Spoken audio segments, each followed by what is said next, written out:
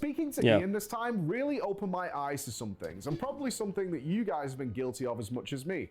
Why don't the devs listen to us? I spent months, years of my life shouting from the rooftops about things that I considered to be obvious problems, and in many cases did turn out to be.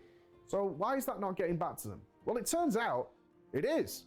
A lot more than you guys probably realize. I spent the entire week with the communications team. Those were the guys who were guiding us around, and they were absolutely incredible. But one of the things they really stressed to us is how much, on a weekly basis, they gather as much information as possible from the community, reading forums, subreddits, everything, watching videos, and feed that back directly to the people in charge. Some of you might scoff that no they don't, but to clarify this, we spoke to Josh Allen, aka Law. He was with Blizzard for 9 years on the communication team itself, has no reason to lie, and the only reason he left Blizzard was because such a large advancement in his career came up elsewhere. I'm gonna go to the washroom real quick. Give me a sec. Okay. Let's go.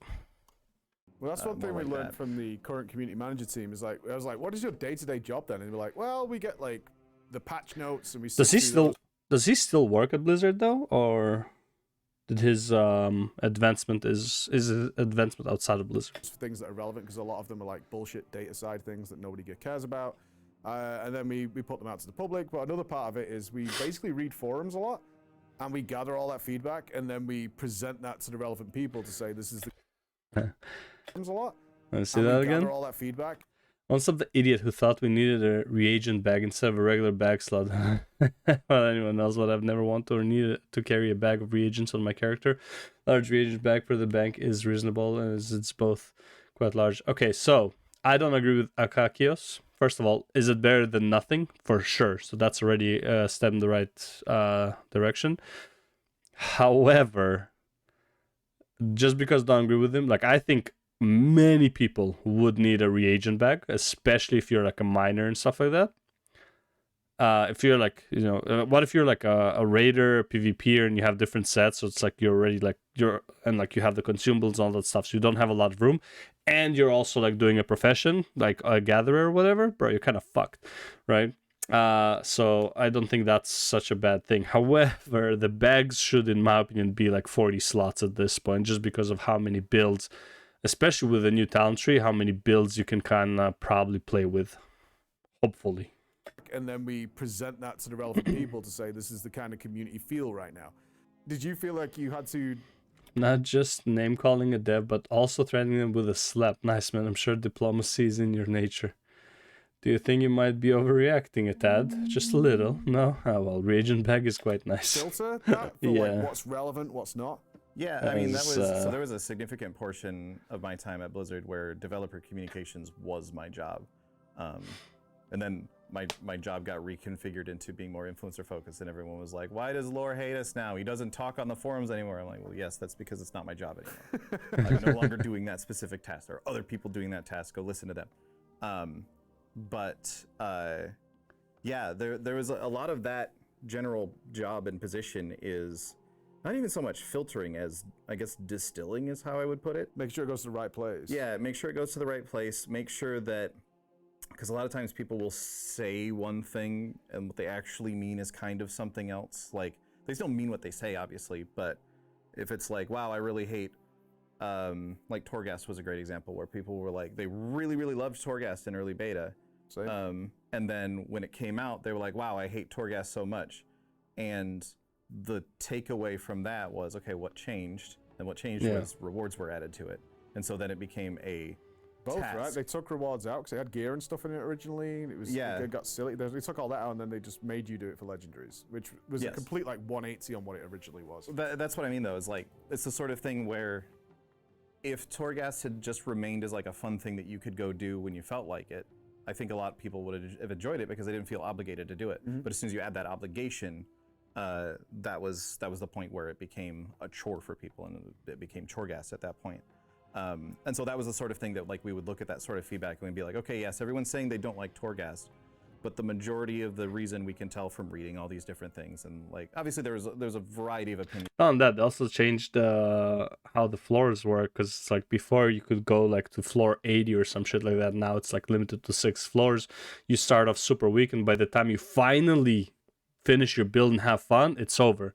So you don't even have the opportunity to really enjoy your like the OP build that you made, because it's over by the time you make it. So Opinions as well, so it's always a matter of like what are the biggest pain points to be discovered, because like occasionally there are some people just like, I don't like the way the Ghost Boys look. I'm like, okay, well that's valid opinion, you're allowed to not like the Ghosty Boys, but that's not what I'm going to take to the development team as like a priority issue that needs fixing. Yeah.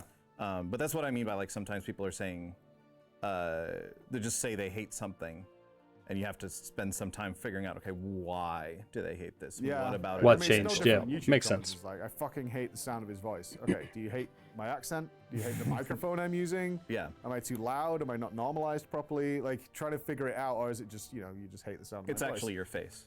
So Yeah, which is odd, because they specifically said my voice. But now I see in the mirror, it's probably that. But most of the feedback does get back to the guys, to the developers, which, obviously one of the biggest complaints in the WoW community is, like, they're not listening to us. I've been bitching about this nobody knows better than me is how much I bitched about some of the things in Shadowlands. But they do generally get most of the stuff there, which is surprising. Okay, so there's a difference between listening and hearing, okay? They hear us. Like, I'm sure they're aware that Red Paladins are not happy. But are they listening to our feedback?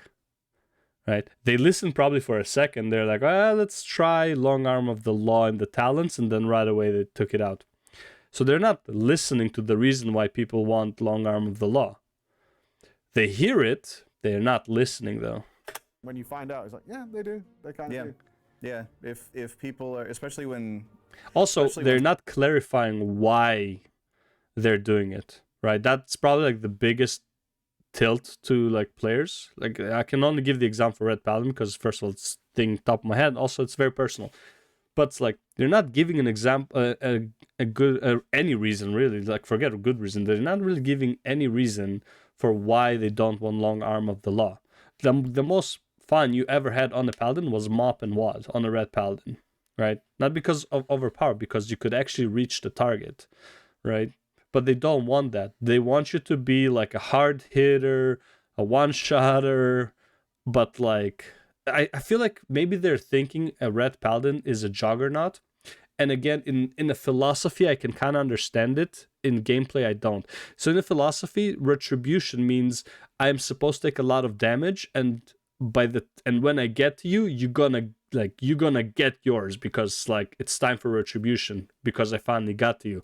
This doesn't work in the game though. That's never really the feeling, right? So it's like they need to figure out a better way to do it. But yeah, like I think maybe that's like their retribution philosophy, because it makes sense, right? But the damage is not there to also describe it. Once a point becomes like, well, everyone knows that no one likes this thing. It's like, well, yes, everyone also includes the development team by this point. You can be fairly confident in that.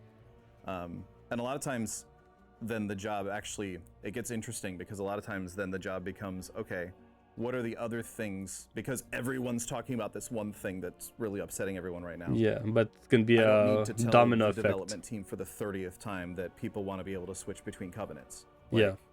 They know that. they know. I don't need to tell them that again. They knew it. So what are the other topics that are going on in the They community probably knew that it's in they're beta. not aware of, because everyone's so busy focused talking about this thing?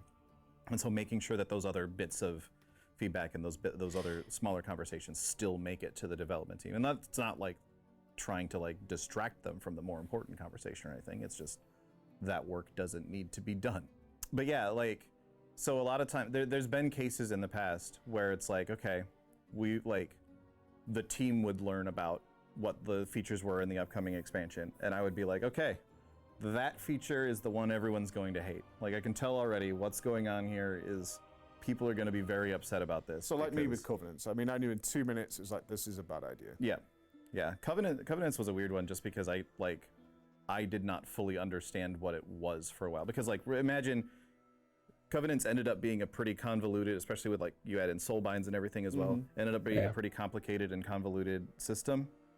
Imagine if none of that work had been done yet and someone was just trying to vaguely describe what it was going to be to you. That was the state that I was receiving this information in. So I was like, I don't understand it yet. At BlizzCon, I don't know what right? it is. They were announced, and we were like, we all fill in the gaps ourselves. Yeah. Right, that's what happens. And I came up with a really thorough RPG storytelling thing and all this, and like, I was like, these are going to be awesome.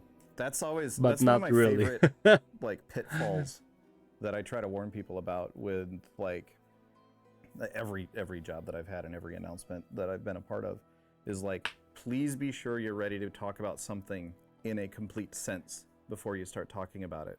Because if you just throw out Makes like sense. a vague idea of like, here's what People we- get this is going to overexcited be, we over have this nothing. idea to build something that's kind of like this. They will fill in the blanks. Yep. And they will either, if they're feeling negative, they will fill in the blanks with all negative things about how this is going to be the worst thing that they've ever experienced. Yeah. And thus they will hate your thing before you've even made it, or they will build it up to be this amazing, like huge, groundbreaking And you'll never- thing. Like Island Expeditions. This happened with Island Wait, hold up. Is that Lalafell? The fuck?